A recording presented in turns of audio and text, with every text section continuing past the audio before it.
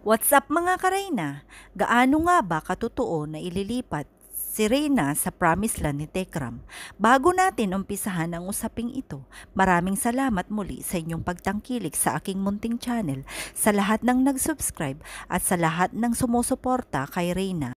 Mapa-individual man, senior citizens, mga OFWs na katulad ko, at lalong-lalo na sa mga iba't ibang grupo at mga sponsors, maraming salamat sa inyong lahat. Sana ay maisama nyo na rin ang aking munting channel sa mga hindi pa nagsusubscribe.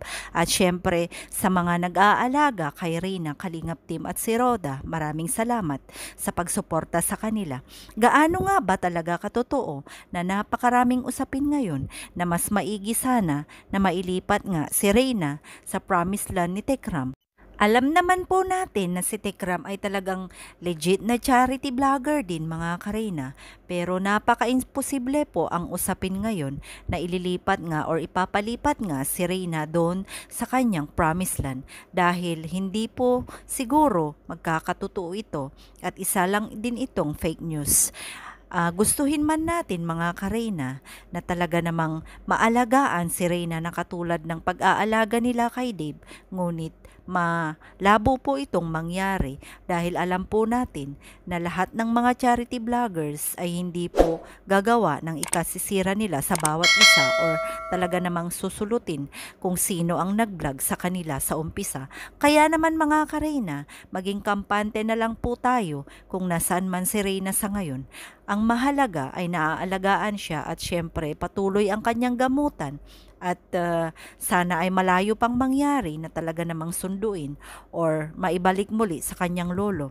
Hayaan muna nating gumaling si Reyna at syempre patuloy nating suportahan. Saan nga ito dalhin ng tadhana ay sana ay nandun pa rin tayo.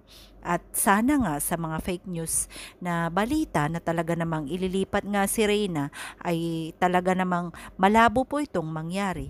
Kaya naman mga kareyna, sana ay kahit nga saan dalhin si Reyna ay nandun pa rin tayo. Salamat pa rin sa walang sawang pagsuporta sa kanya. At syempre sa lahat ng mga sponsors na tumutulong para kay Reyna, maraming salamat. At sa lahat ng mga Luzon, Visayas, Mindanao na talaga namang nagbubuwis ng kanilang oras at mga internet, mapanood lang ang kanilang iniidolo na walang iba kundi si Reyna. Maraming salamat at sana ay nasa mabuti tayong lahat na kalagayan. Sana ay patuloy pa rin nating i-hope na si Reyna ay talaga namang gumaling na sa lalong madaling panahon at makamit na niya ang kanyang mga pangarap or magiging pangarap sa buhay. At syempre sana ay maging normal na ito.